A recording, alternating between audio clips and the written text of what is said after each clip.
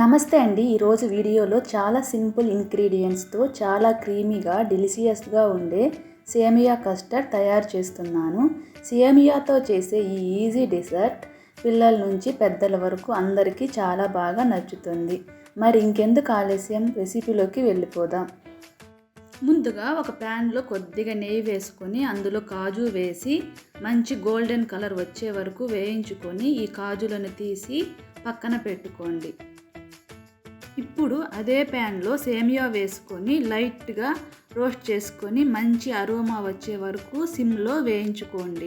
ఇప్పుడు ఇందులో పాలు పోసుకొని సేమియా మెత్తగా అయ్యే వరకు మీడియం ఫ్లేమ్పై ఉడికించుకుందాం.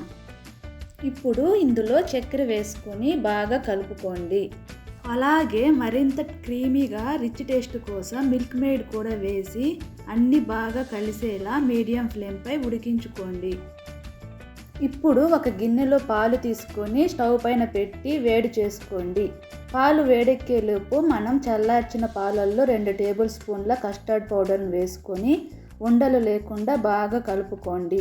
ఈ కస్టర్డ్ని వేడిగా ఉన్న పాలల్లో నెమ్మదిగా పోస్తూ కలుపుకోండి. ఇప్పుడు ఇందులోకి కొద్దిగా మిల్క్ మేడ్ వేసుకొని బాగా కలుపుకోండి. ఇప్పుడు సర్వింగ్ బౌల్ తీసుకొని ముందుగా కింద ఒక లేయర్గా సేమియాను వేసుకోండి. దానిపైన కస్టర్డ్ని ఒక లేయర్గా వేసి స్ప్రెడ్ చేసుకోండి. ఇలా లేయర్ వేసుకున్న తర్వాత పైన కాజు, దానిమ్మ వేసుకొని గార్నిష్ చేసుకోండి. అంతే అండి, క్రీమీగా సేమియా కస్టర్డ్ రెడీ అయ్యింది. ఈ రెసిపీ మీకు నచ్చితే తప్పకుండా ఇంట్లో ట్రై చేసి మీకు ఎలా వచ్చిందో మీ అభిప్రాయాన్ని కామెంట్లో తెలియజేయండి. ఇలాంటి మరిన్ని టేస్టీ రెసిపీ కోసం మా ఛానల్ను సబ్స్క్రైబ్ చేసుకోండి.